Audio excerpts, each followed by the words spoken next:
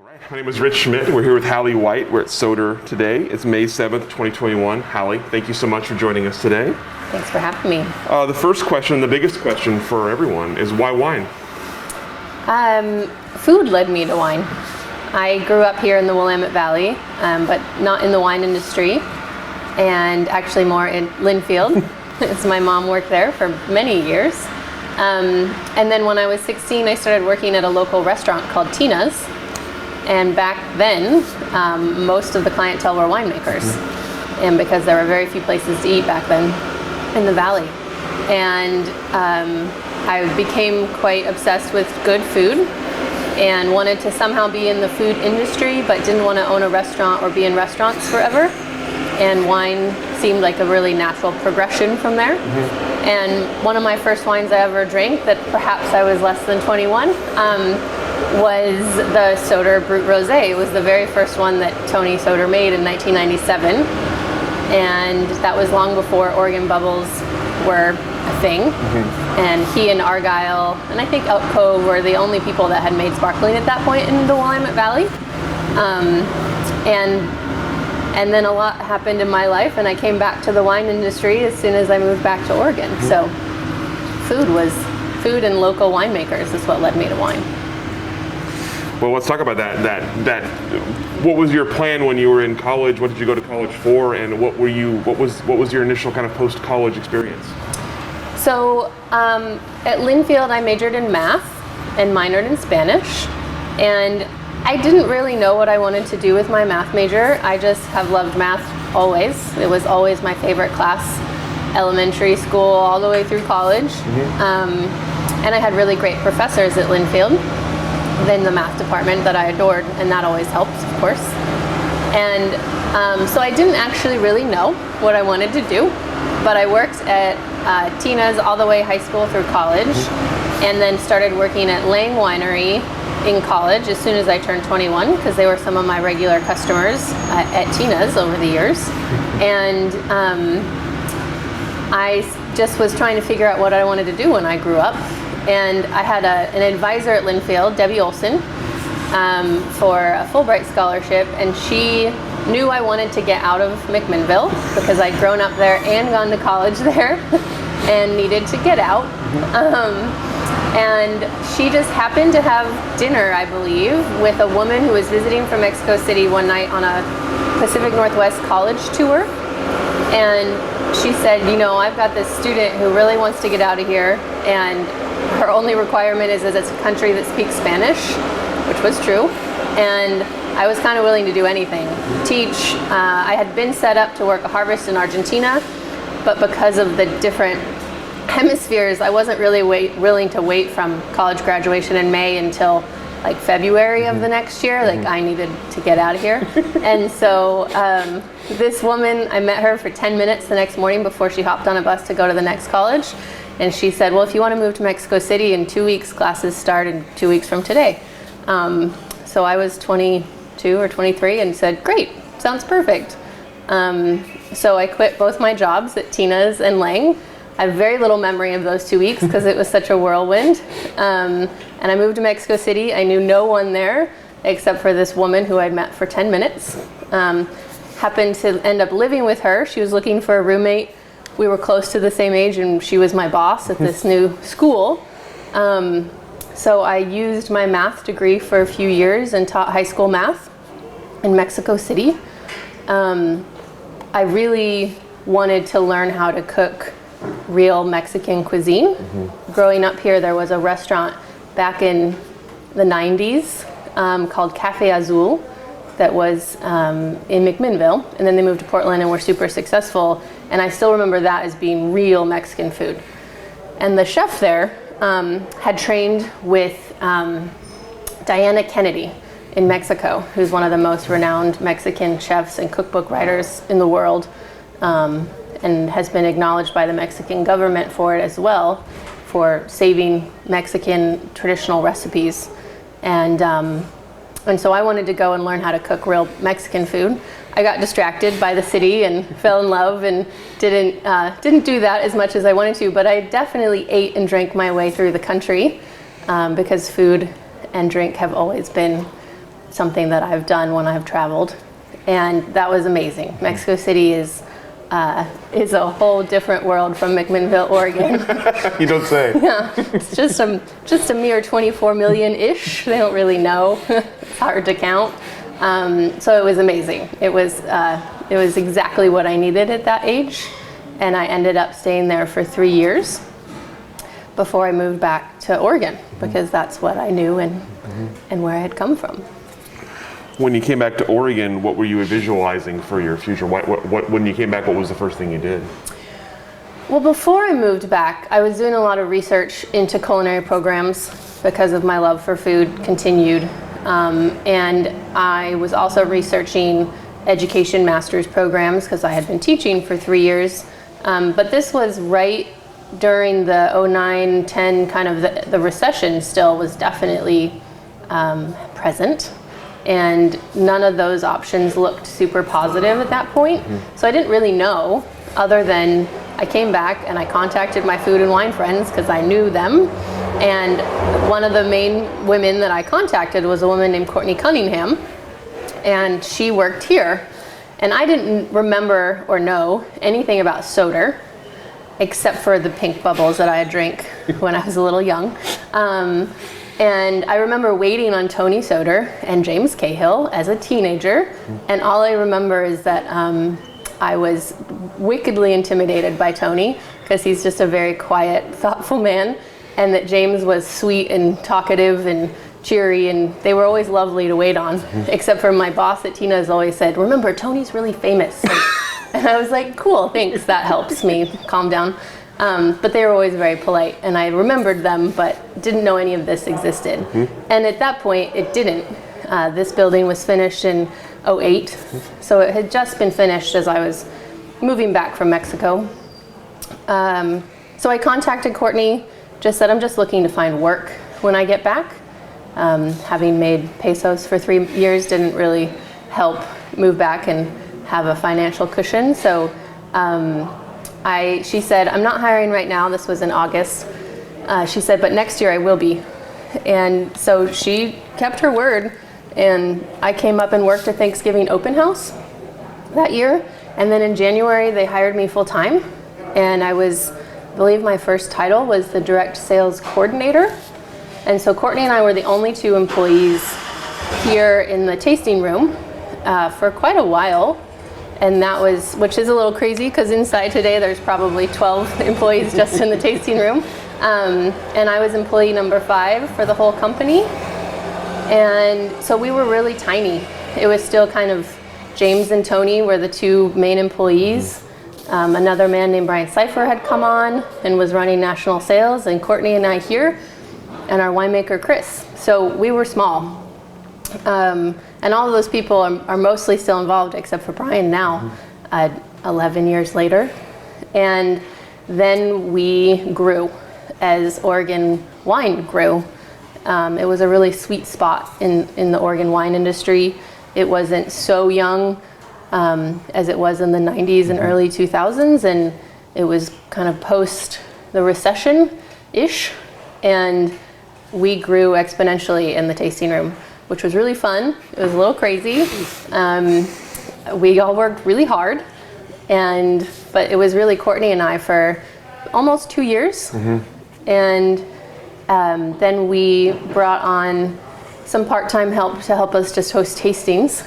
And then we brought on Jules, who you have interviewed as well, in May of 2013, and we just kept going.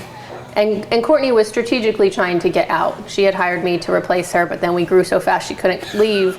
And then she hired Jules to replace her too, and then she couldn't leave. And so she has been a consultant with us now since she left. So that was sometime in 13 when she really managed to get out in person at least. She still works for us part-time, but she does all of our graphic design.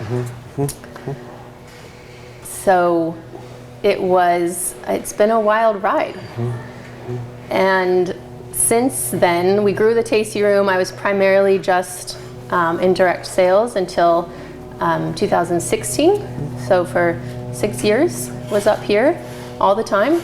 And then in 2016, I was promoted to Director of Operations, and I was put on a really steep learning curve again of learning the whole company. And our general manager had left, and we needed somebody to help kind of break down the silos of all the different departments, because we had grown so fast that we hadn't really put a structure into place. We just rode the wave, which was really fun. But we needed to kind of take a step back and put some structure into place. So we did that, and I worked really closely with Tony and with James and our former national sales manager, Michelle Cove. I learned all I could about national sales as I was thrown into that, as our GM was in charge of national sales and had left, and then learned all the other departments as well. And I'm still learning, because it's a lifelong learning, but I get to spend a lot of time with Tony, which is huge, and have learned a lot about vineyards and a lot about winemaking and a lot about finances, which is a really important part of the wine industry and way more complex than maybe anybody ever imagined. And of course, direct to consumer sales, but I get to oversee all of those departments, which is really fun, very challenging, never a dull moment. And I get asked a lot what my average day looks like, and there isn't such a thing, but that's fun. That's why it keeps it interesting. And then 2 years ago, I was promoted to managing director, so I officially oversee the whole company. So many more questions about that, but I want to back up for just a second. You mentioned kind of coming at it from a sort of food perspective. That was sort of the first thing, was food. So tell me about developing the interest in wine, and then about how you learned about wine along the way. What were the sort of the key education points for you in understanding wine? Yeah, so it hasn't been traditional. I've never taken any wine classes of any kind. No sommelier classes, no vineyard classes, no sales and marketing classes. I studied math and Spanish.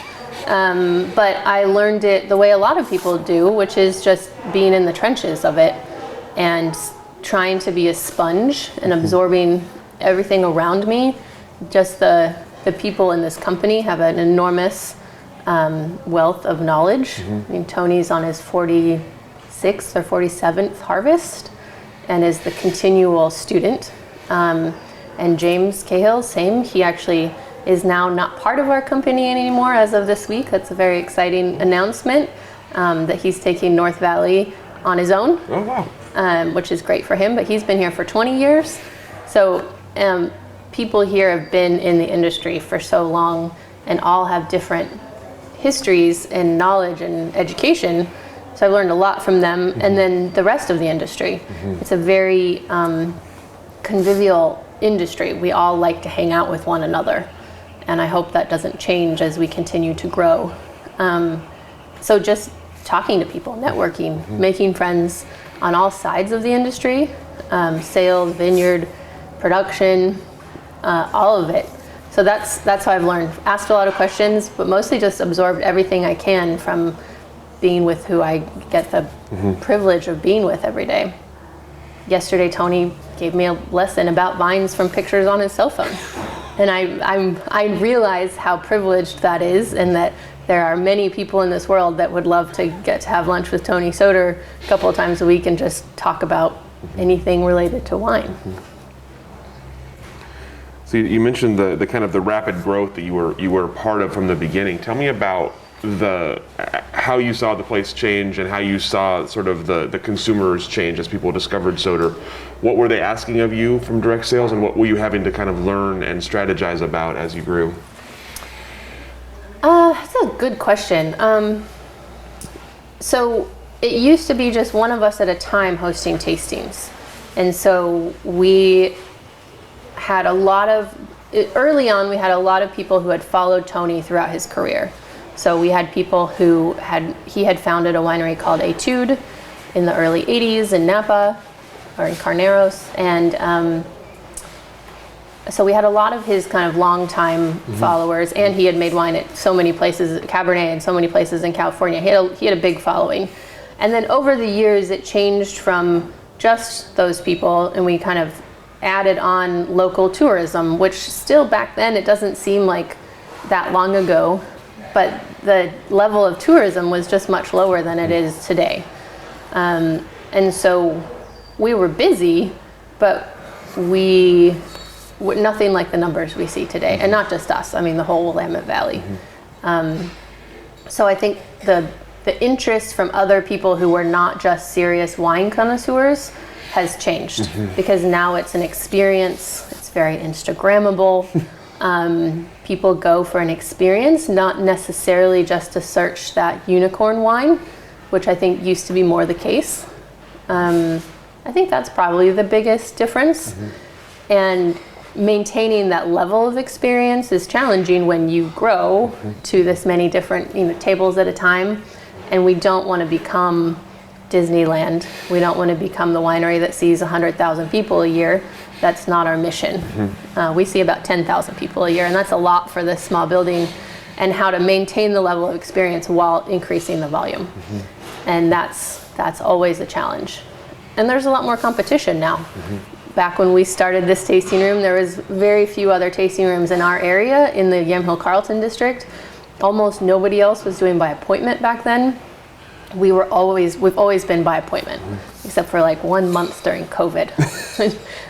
But otherwise, we've always been by appointment and always will be. You mentioned experience. Obviously, that's a big thing for wine tasting now. Tell me about what is the experience that you're trying to offer here, and how has that maybe changed over the years? We've always wanted to offer something that's educational, but not snooty. And Tony and Michelle Soter were always really clear about that. They had come from, they're native Oregonians, but they'd lived in Napa for a long time and seen Napa go from when it was just starting as well in the 70s to where it is today. And it's very different. And they did not like the glam and the glitz and the snobbiness. And the wine industry as a whole has a problem with not being necessarily super accessible price point, but also culture of it being a little snooty. And there's reasons for that, but I hope they're going away for the most part. I think they are. And so from the beginning, Tony and Michelle always wanted anyone to feel welcome here. And that is still incredibly true today. And our hosts have to be able to host anyone who just turned 21 today to somebody who's been collecting Tony's wines for 40 years. And that's a really broad spectrum of a host being comfortable with. And we train our tasting room employees for a very long time, which is expensive, but we think it's absolutely necessary. They're also in often a cabin or a separate building where they're alone with a couple or a group of 5 or 6 for an hour or more. I'm glad we sat under here. Oregon spring. And that always wanting people to walk away with having learned something new, but never feeling like they weren't welcome here or that they asked a dumb question or anything. Because we want people to learn, whether it's a bachelorette party, which everyone in the wine industry will roll their eyes at, but so I heard a friend of mine on a panel years ago at the Oregon Wine Symposium that I still remember, those bachelorettes could be your biggest buyers 10 years from now or 20 years from now. So you better give them a good experience. And that's still really true. It doesn't mean you have to accept every party that comes in, but you should treat them the same way that everybody else gets treated. So I don't think that our experience has changed dramatically in that sense of education and accessibility, even though we're by appointment and we're hard to get into just because we're really limited on space. But that's a different reason why we're not as accessible. And we hope that continues. That's what we're trying to figure out how to continue as we continue to need to grow a little bit. You mentioned one of the other parts of the rapid growth was the kind of the lack of structure. So tell me about as you were as a company or as you individually were looking at, okay, we've grown, now we need to figure out kind of this, what were the first steps towards sort of getting a structure in place and setting this up as a viable business going forward? a lot of it was getting the departments to talk to each other more. And part of that is just physical distance. You know, the tasting room's here, the winery's down the hill, the office is in a separate building from that. The vineyard crew is out there or all the way down on the very bottom of the property. It's 240 acres and we have 4 to 5 main buildings where employees work every day. And so I could go weeks without seeing some of our employees if I didn't make a very diligent effort to go find them. Because it's physically far away. And the departments were so focused on growing, right? The tasting room was focused on just keeping up with the traffic. Production was focused on keeping up with the demand for wine. Vineyards, same thing. Financial, just keeping track of everybody and making sure we're staying afloat. And we had started 2 new brands in that same time, North Valley and Planet Oregon, and then our estate brand, of course, that's been around forever. So everybody was so focused in their own channel, basically, that it was hard to, and we hadn't had a general manager prior to that who sat down and got us all together. And that's not on him, but it was just a new time in our company to sit back and say, okay, who are we? We knew who we were. We know who we are, but we really need to clarify it and get together and be together and move forward so we're all moving in the same direction rather than one person over there and one person over there and someone else going that way. And that will be a continual challenge. It is for any company. We're not all on the same page moving in the same direction yet, but we're much closer to it than we were. And there's at least some channels of communication open that weren't prior. And I think a lot of the department heads in the company just see the value in talking to one another more so than before, because when you're growing that fast, it's just hard to stop and take a break and think about the bigger picture. And for that time period, that was okay. We were growing. And we're still growing, but not insane numbers like we used to be. We're not going from 300 visitors a year to 10,000 anymore. Obviously, one of the big things that's developed here is the wine club and the wine club program and the consumer sales program. Tell me about the different channels for selling wine and how they've grown and what your role has been in expanding them as you have grown as a business. So direct to consumer, I was clearly very directly involved early on, and then so Jules and I oversaw that department together until 2016, and now she has been solely running that department. So the details of that early on, I was involved in every piece. The national sales is our other big channel. And that I was not really involved in at all. Maybe took a trip a year just to help out the national sales team until 2016. And we had 2 people on our national sales team and one left in 16, and then he stole the other one in 17. Which I still give them a hard time about. Luckily, they both work for a distributor that has our wine, so they still work for us in a way. But that was trial by fire because we didn't have a national sales team. So James Cahill and I stepped in and figured out how to do national sales and brought on a man named Kurt Johnson, who had been at Beaufrere for 14 years for national sales. And so now he is our main national sales member, but for those first 2.5 years in this role, I learned national sales by no other choice other than we had to keep selling wine. And we grew immensely also in national sales because we started 2 other brands. Because originally it was just our Soter estate brand. It was Brut Rosé and Pinot Noir, and it was that was it. It was those 2 wines. And now we have 5 wines in our estate portfolio and a couple more coming. And we have Planet Oregon, and we just sold North Valley to James. So that's a big deal because we want to refocus on Planet Oregon and our estate wines. But what that meant for the distribution channel was that we went from selling probably right before I started, probably 2,000 cases a year total, all channels, to we made 1,000 cases of Planet Oregon the first year, and now we make about 20. So that growth is big, and North Valley kind of did the same thing. And the estate program now is still only about 3,000 or 4,000 cases, depending on the year. And so National had to figure out how to sell all those wines because as traditionally in the industry, National's volume and DTC is high, or the higher end and the margin.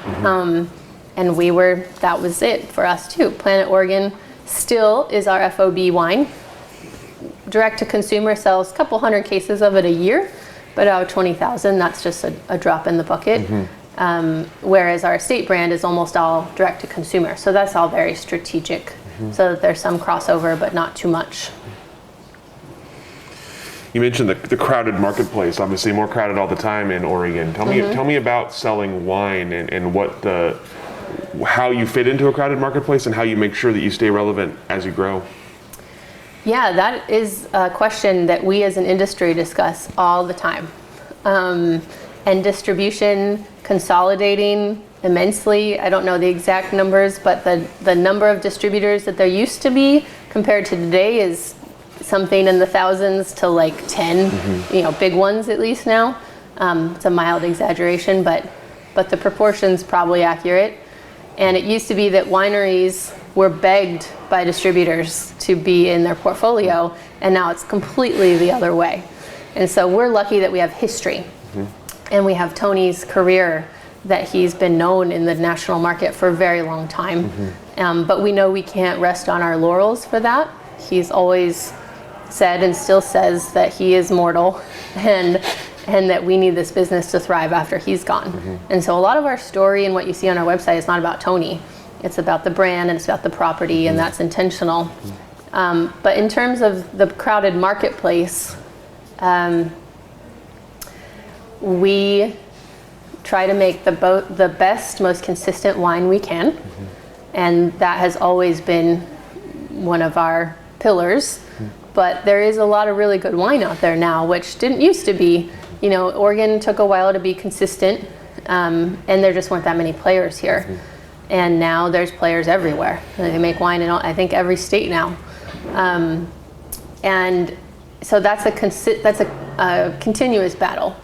But because we've been out there for so long, and we have total professionals on our national sales team, and we really focus on the brand and the experience and what they stand for and what are our values.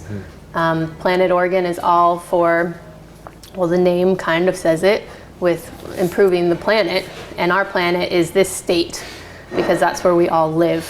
And Tony has been farming organically since the 1980s. So long before it was cool to be green. Back in the 80s, organic wine was the hippies down the road making probably not what we would call wine so much. And he had to convince the owners he worked for at the time that they could farm organically and make high-end wine. So he did that before most people in the country, maybe the world. And he's always been farming sustainably since then. At a very minimum, we've been certified live at all of our properties and salmon safe. And here we're certified by Demeter as biodynamic and organic.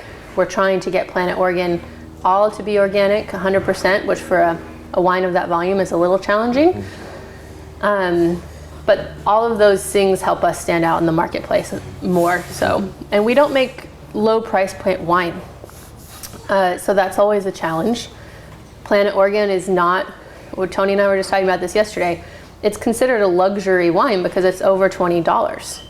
And that $19.99 is a really big line in the wine industry and retail.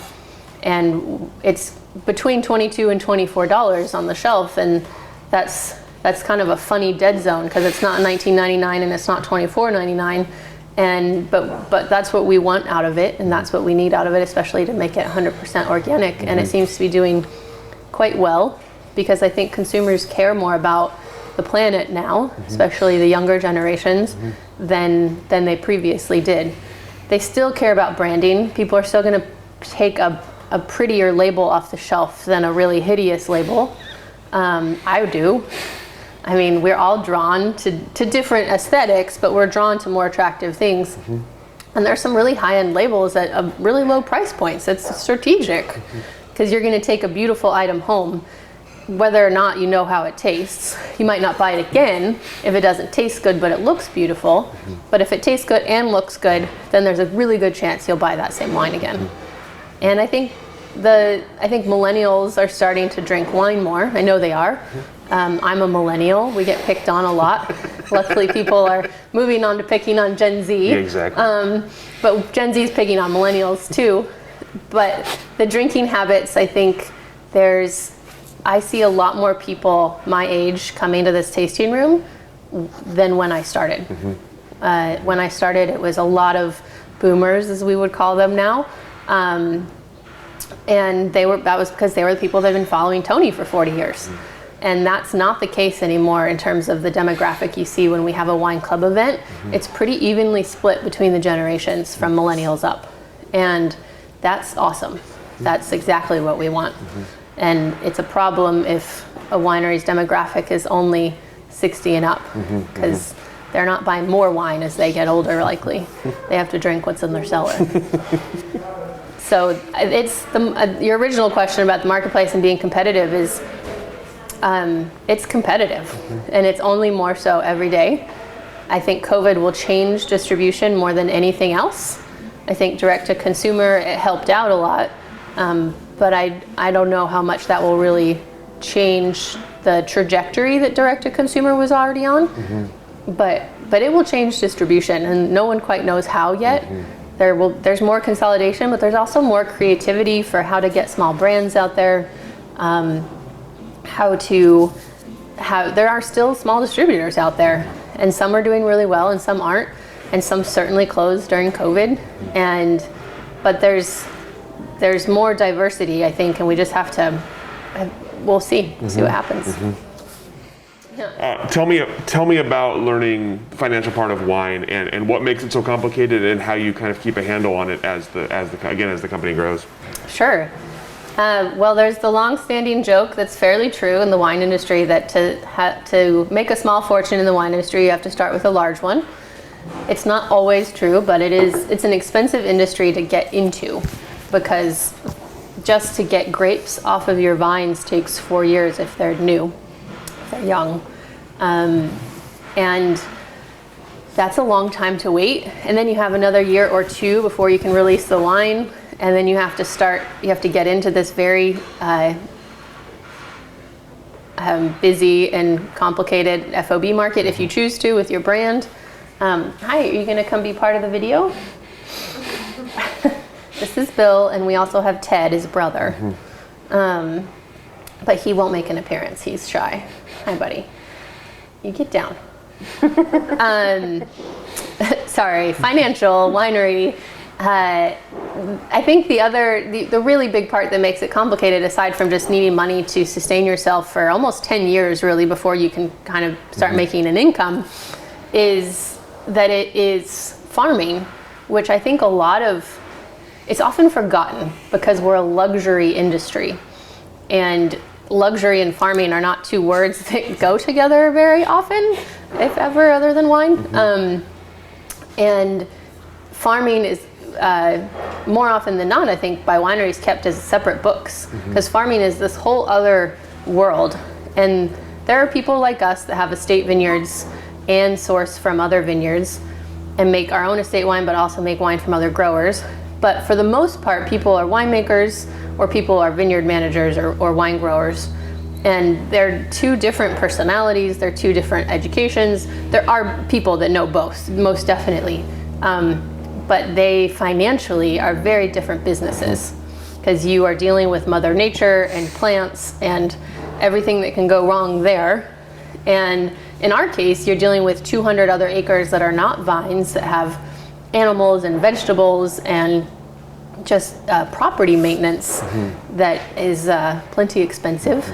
And we're always trying to do it the right way in terms of biodynamics and sustainability overall, biodiversity, which tends to not be the cheaper way to do it, but we don't mind, we're doing it no matter what. And to meld farming with everything else that the wine industry takes financially is complex. And there's so many different ways to have a winery. You can be 1,000 cases, or you can be 500,000 cases, and the financials of those are really different. And you can be all direct to consumer, or you can be all national sales. or you can be a mix, which most people are a mix of some sort. And there's some unicorn wineries that have insane direct-to-consumer programs, and that's awesome for them. And they are unicorns, and they are, a lot of them are in California, because that's kind of where the cult winery was started. It's definitely where the cult winery was started, and still mostly remains. There's cult wineries in Oregon, but they're not the size of anyone in California. And if you can sell 30,000 cases direct to consumer, like, good on ya. I don't know if anyone in Oregon's doing that. I don't think so. So the financials of that look so different. If you can create any size of a winery and be 100% DTC, great. Your margins are going to be a lot better. But your eggs are in one basket, and that can be dangerous, as we all know. In 07 and 08, orders just, James and Tony talk about how orders just stopped coming in. FOB orders just stopped. DTC wasn't really started here yet, but orders overall just stopped. And if you don't have your eggs in multiple baskets, then you have less people to call on when you really need to sell some wine. And we have been very successful with our DTC program, but it's also incredibly expensive to run. The overhead for that quality of experience is huge, and why a lot of people didn't do by appointment before, and why a lot of people, even though now they're doing by appointment because of COVID, still don't have the number of staff members that we do, because we have one staff member per group. And now groups are often just a couple because of COVID. And so that math just doesn't add up. We make it work, but it's not probably the margin that a lot of people would assume. But we are absolutely willing to continue to do it, because we want people to go away with that quality of experience, and that's more important to us. And we also think that's the long game. People will continue to buy our wine because of the experience they had here, and hopefully that adds up to that margin that we all want. And national sales is volume. It needs to be, unless you're really just in high-end restaurants and just on bottle lists, and then it's about status and placement. But then in last year, you didn't get any orders. And I know that's true for so many people. And if we hadn't had our Planet Oregon brand last year, national sales would have been really bleak for us. And that's with our reputation and our history and our amazing relationships out there. There weren't restaurants open to sell our $100 bottle of Mineral Springs wine. They just didn't exist. So it was a very stark reminder of why we have our eggs in so many baskets and how important that is financially. And we have an amazing CFO who I've learned an immense amount from. And Tony is one of the best businessmen I've ever met in the wine industry. Winemakers don't always tend to be the best business people, said with all the love to my winemaker friends. But Tony knows business and has done it well over the years. And he understands the complexities, and he's trying to teach me about them, of that he always says the bean counters don't run the business, because there's often a short-sightedness in the wine industry if you only, and not just the wine industry, but if you only look at the next quarter or the next year and the financials of it, and don't think about the long game of marketing expenses and all the things that are hard to measure the ROI on, but that are extremely important to a brand's reputation and longevity, really. Sounds really easy and simple. I don't understand why it's so complicated. You talked earlier about the Oregon Wine Symposium, and obviously I know you presented there many times. Tell me about, like, you also talked about working with the industry and the industry working together. Tell me about the roles you've had working with the industry and why it's been important to you to be involved in things like the symposium. The industry is a super social industry. Food and wine make it that way, and also why most of us love it.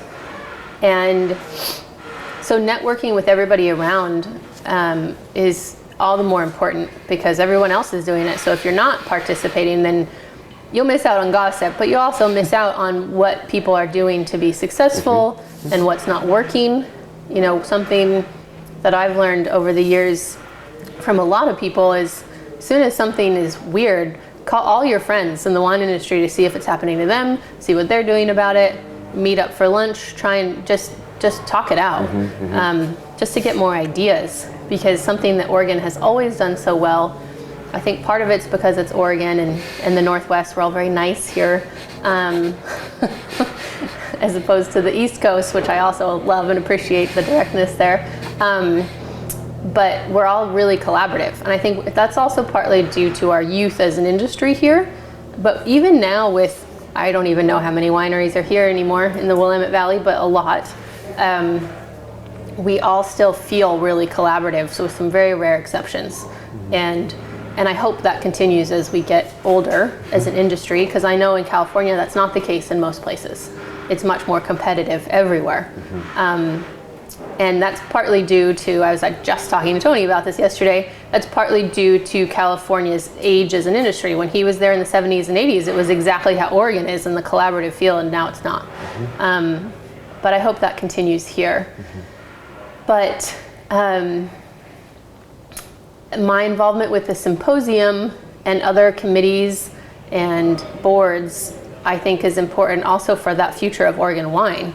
And something in Oregon that still continues to be true is that lack of competitiveness. Yes, we're all competitors, that's a given, but we don't behave that way, and there's enough pie out there for everyone to have a slice, and I think most people here recognize that.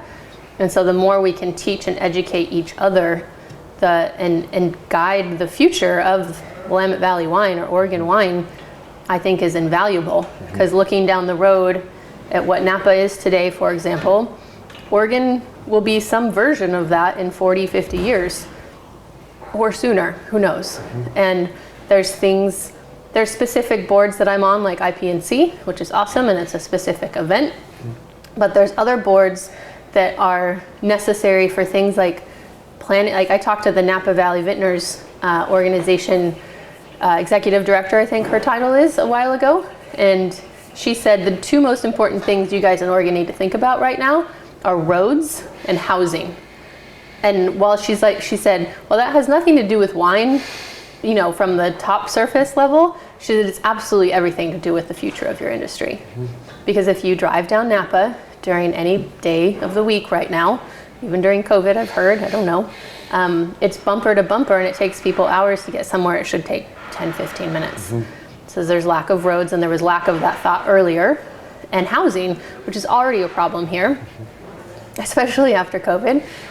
But real estate is crazy right now, and Yamhill County in particular has a lack of especially low-income housing, but it has a lack of housing in general. And they're trying to build houses as fast as they can, but that also is a structural problem, because if the infrastructure is not there from the beginning, then we could go down that rabbit hole for a while. So with that committee particularly, what is the impact you can have as the wine industry on something as big as infrastructure of roads and houses? Well, we bring a lot of tourism, so therefore a lot of money to the valley. And while not everybody's happy about that, it does allow us to do things as a community, not just as a wine industry, that other places that don't have the wine industry and tourism income could do.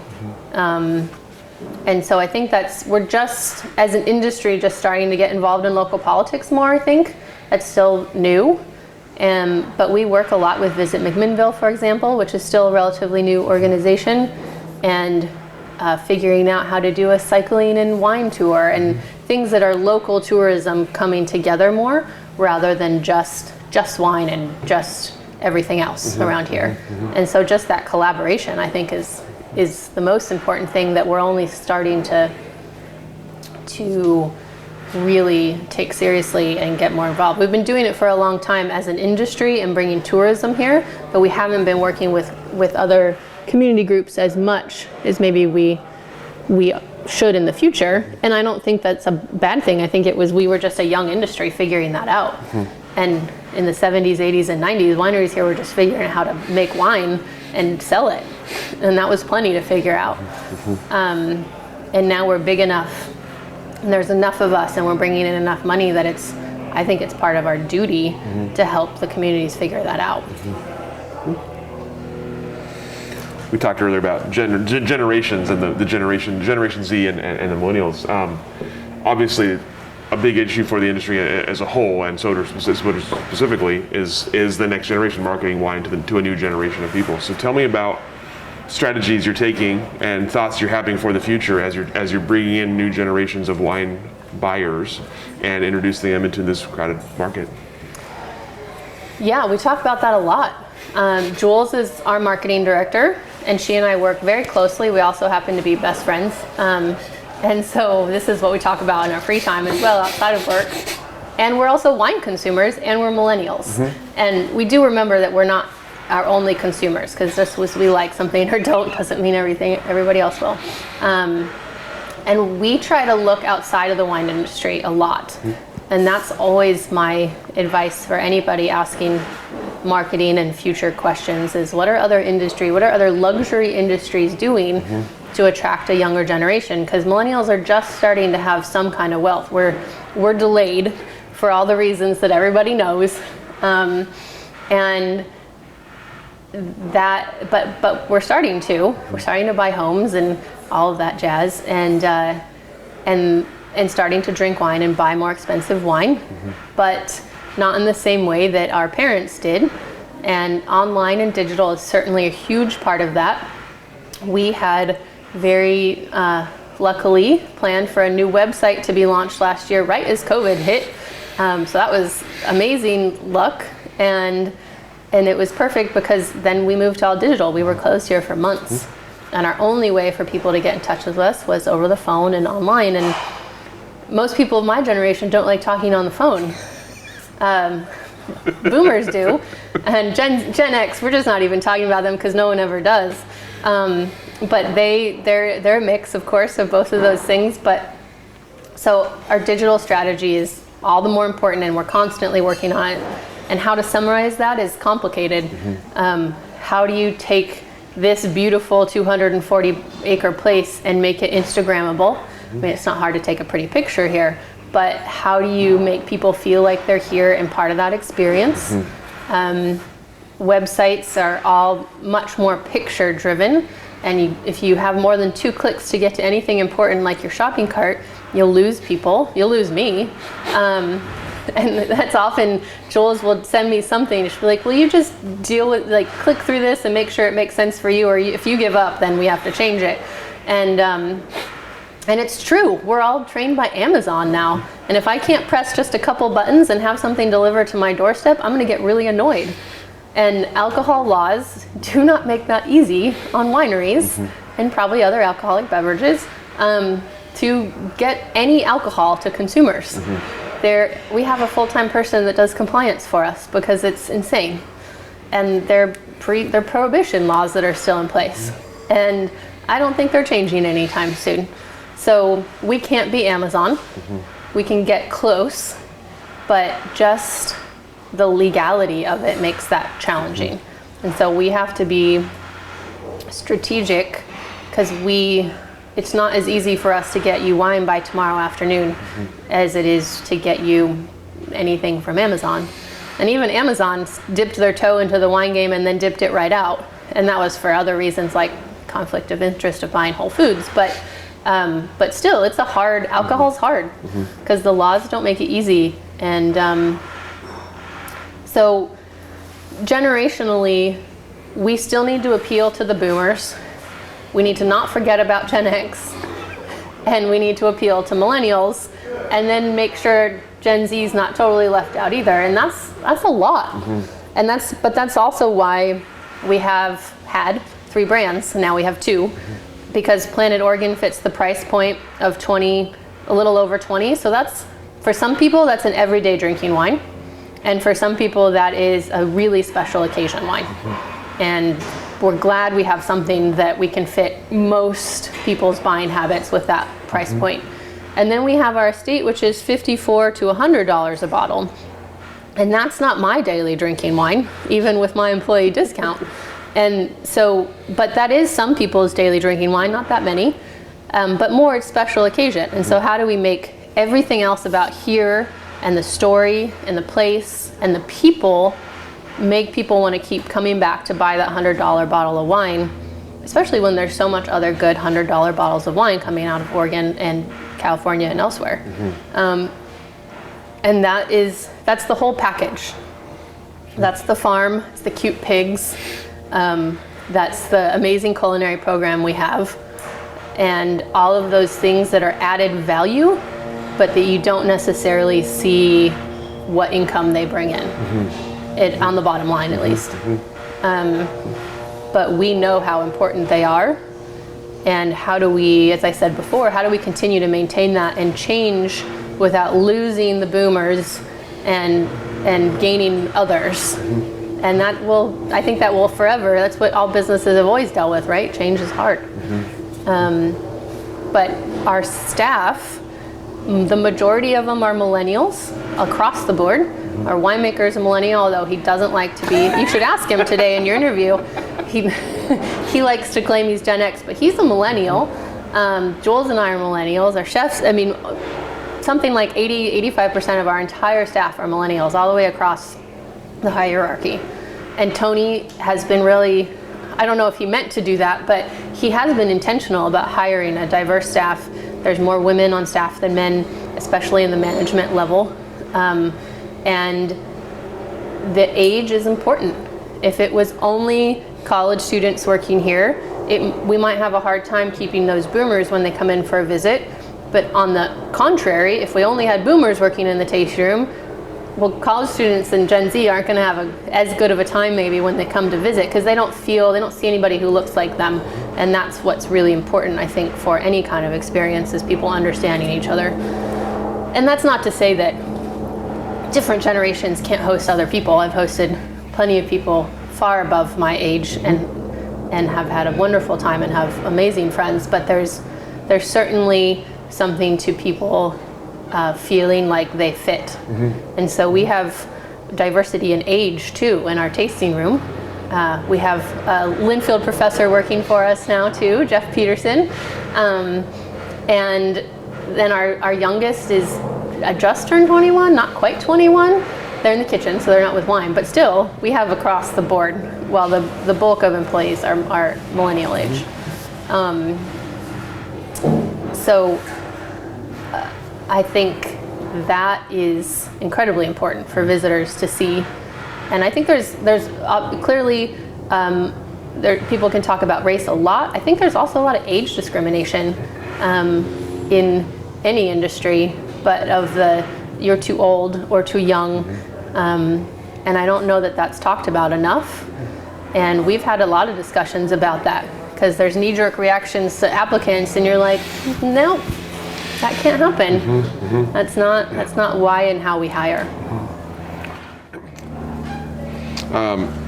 You talked about COVID a little bit already. We'll talk about COVID a little bit more. I'm curious about 2020 in general. Obviously, a tough year for everyone in every way. From a business perspective, from your work and the work here perspective, tell us about the effect once the pandemic kicked in, kind of the initial reaction and the sort of long-term effects, and how you see yourselves coming out of the pandemic. Yeah. Are we out of it yet? I don't think we are quite yet. Coming out in the sometime distant future. Yeah. The post-vaccination time is what I'm calling it, because it's not quite post-COVID yet. Right.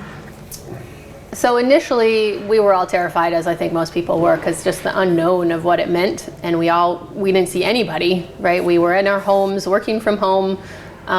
We all kept our distance. Our entire team, except for winery and vineyard, who can't do their jobs at home, we're at home talking on Zoom, figuring out Zoom.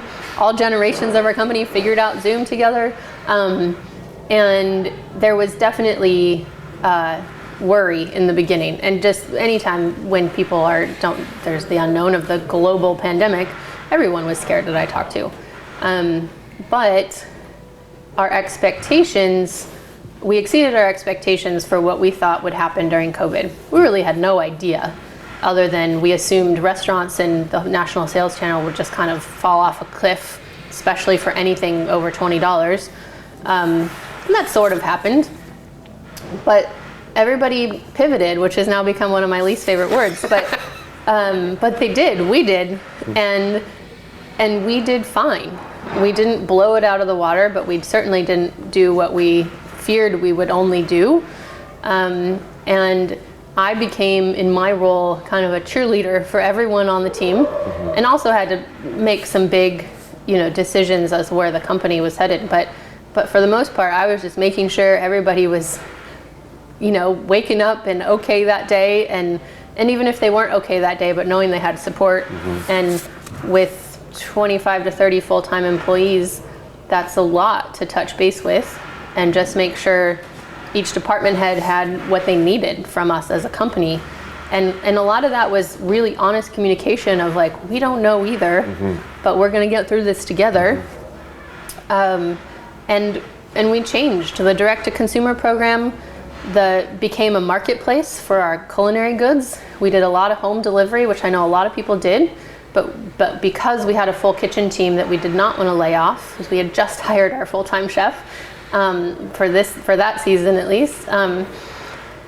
They created huge, beautiful meals for meal kits for people to cook at their own house. We created all those kitchen goods you guys probably saw when you first walked in, which we have continued to do, is just like a little pantry that we call our Mineral Springs Ranch Marketplace.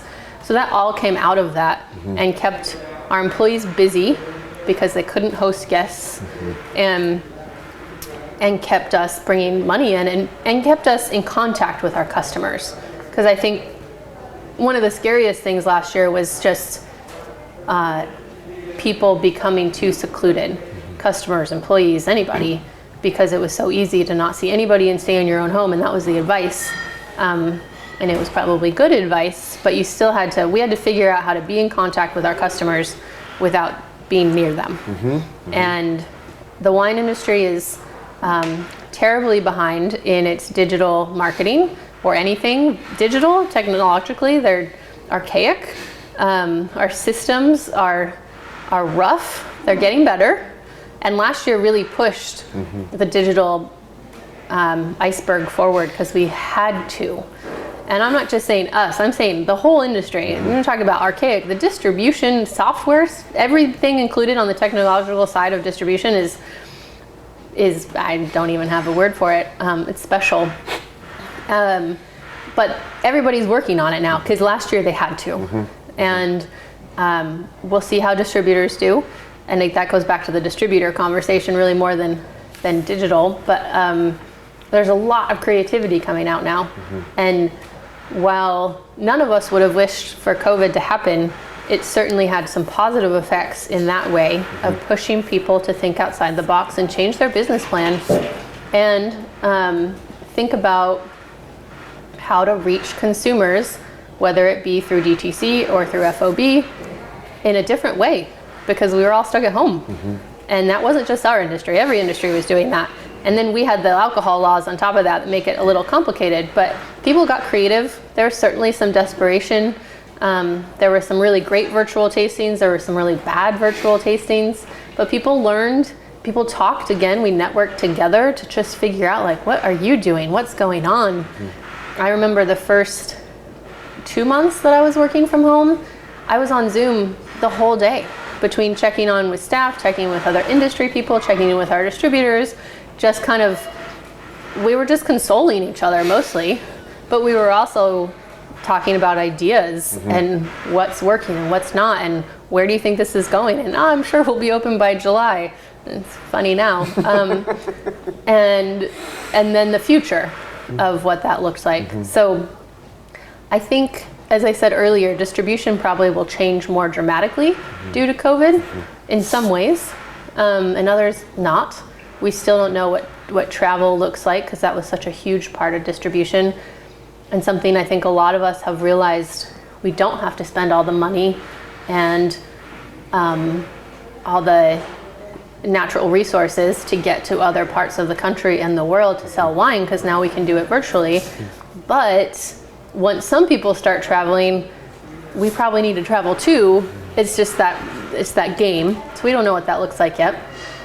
But usually in distribution, you fly somewhere, you hop in a sales rep's car that you've never met before and have no idea what they've been doing with their lives for 8 hours, and spend all day with them, see 12 accounts or so, and then go have dinner with, I mean, you see hundreds of people and you're in a very tiny vehicle with a stranger.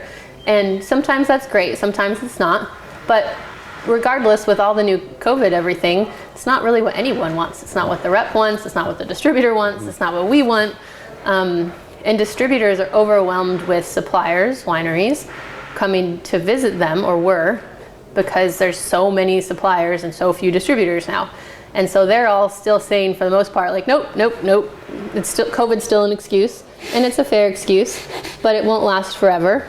And so we don't know yet what that looks like. I know a lot of national salespeople are super pleased not to be on the road like they used to be, but I know some of them that could really use a trip. I think it'll probably land somewhere in the middle. I don't think that we'll travel, you know, our James and Kurt were on the road every other week annually, and that's a lot. It's a lot of money, it's a lot of their personal time, it's exhausting. And while it was a really hard adjustment to go from that to being home all the time, I think they've adjusted quite well and would like some travel, but maybe not back to where we were. And then on the direct-to-consumer side, I'd say the biggest change we made, aside from all the digital stuff, and that will have a longer lasting effect, is we were seeing too many people here, which from a financial perspective sounds backwards, I realize. But we were fitting as many people on a table that was comfortable and squeezing in as many people as we could to appointments, because it's so hard to turn people down. And the experience was suffering somewhat because of that. It was too loud. It's not what we want.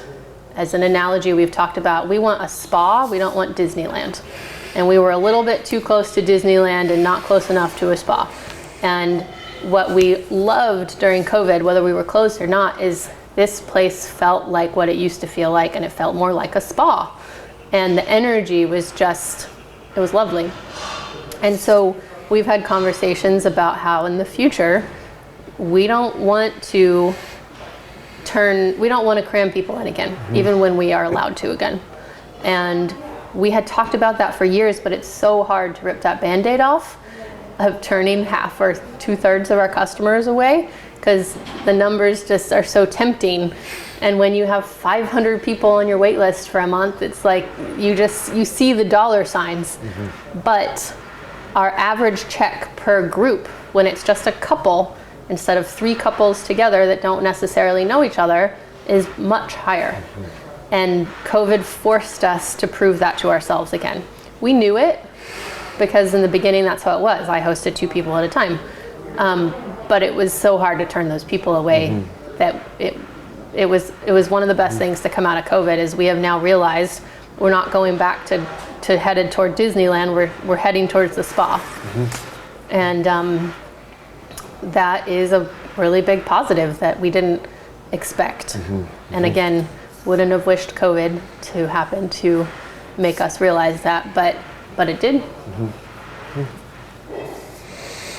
So as you look back on your time in the industry, you've talked quite a bit about some of the changes you've seen. I'm curious, what are the biggest industry-wide changes you've seen in Oregon, and what do you see as you look ahead for Oregon's future? What will the wine industry look like in the coming years?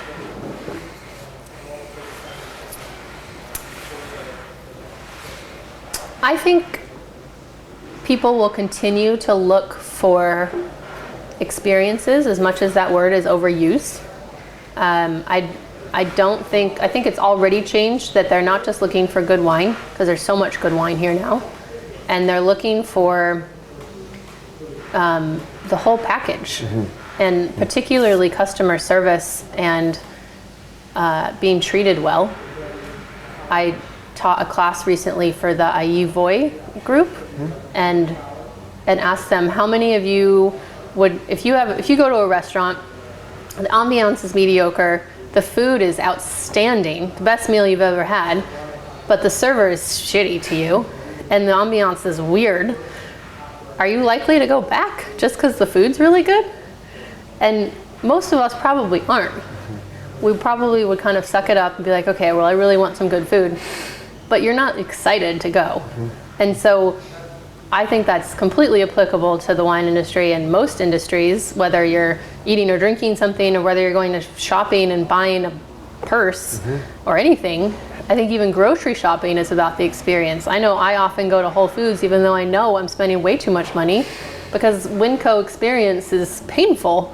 As I do love Winco for other reasons, but well, I think that's all true in so many ways, like how you're welcomed and how warm the employees are to you and how attentive they are to you, and that hospitality got completely flipped upside down last year with COVID, and people are questioning how restaurants will look in the future. And to me, that's more about hospitality than it ever has been, because there's a lot of good food and there's a lot of good wine, and it's about the experience. It's about the rest of it, because that's where you can get plenty creative with food and wine, but I think we're just starting to see the creativity with ambiance and the experience in this new world. I mean, hospitality is not new, but post-COVID is different.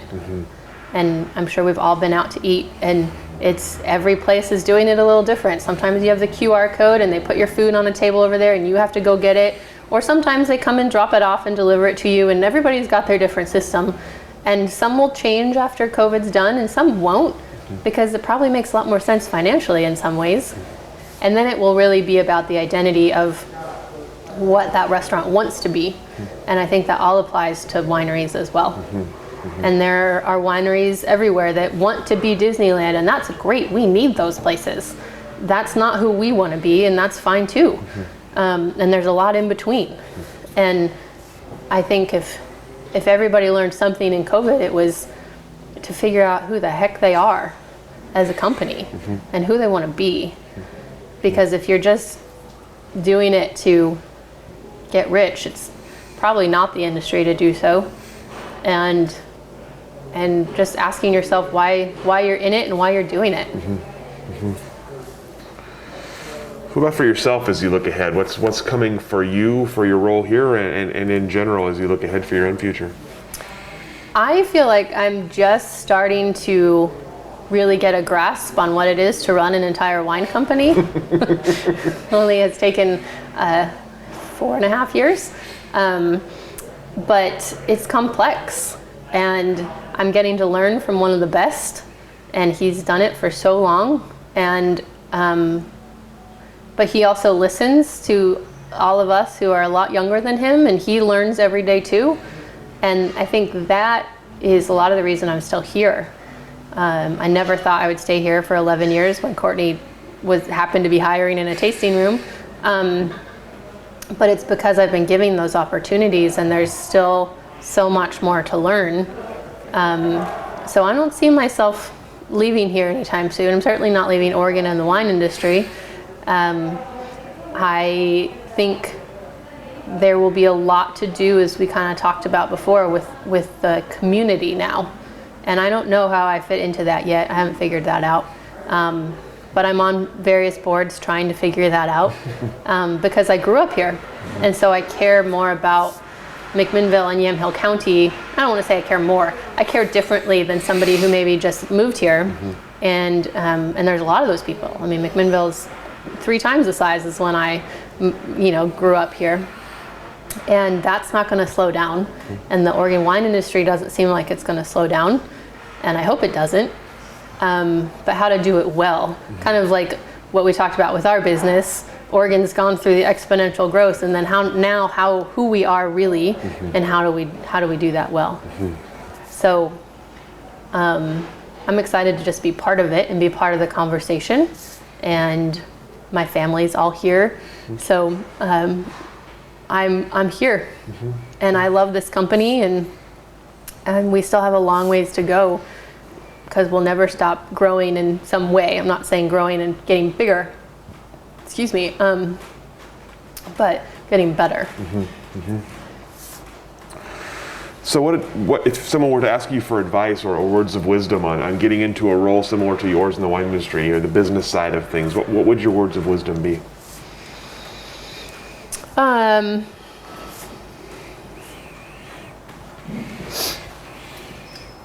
It would be to jump right in.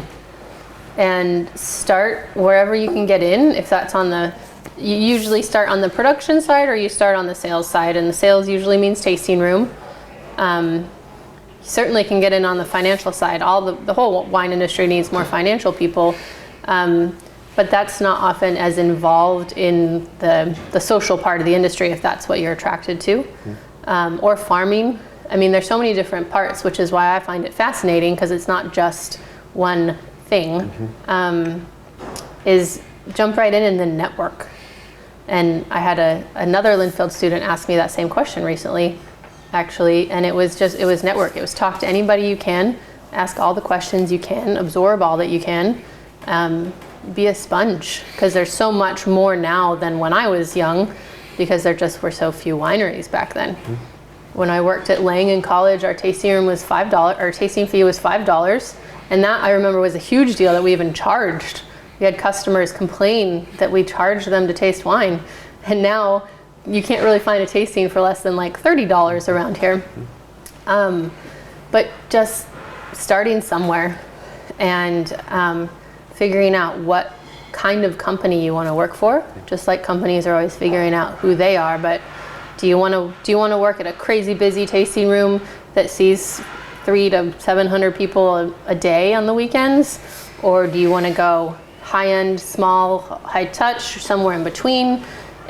Or do you want to go work for a big farming company, or do you want to farm vegetables with some vines on the side? There's so many different ways to do it, and you don't have to pick one and stick with it necessarily, but explore. I think the only regret I have is that I didn't work a full harvest anywhere, and now I can, but it would make the rest of my job really challenging. And I have friends who traveled the world, going northern and southern hemisphere, jumping back and forth over the year, and I wish I would have just worked one, because I would have an even better understanding. Because now I'm learning about production from the top down, and that's just a different understanding. And it's such a good way to see the wine industry around the world, because it's everywhere. And wine tends to grow in really beautiful places, so go work in Italy, go work in France, go work in New Zealand, Chile, Argentina, any of those, South Africa. I mean, there are wines everywhere. And that would be before you work somewhere, and not that I realized I was going to be here for 11 years, but it's hard for me to go work a harvest in Argentina now, and I'm a little bit too old to do that.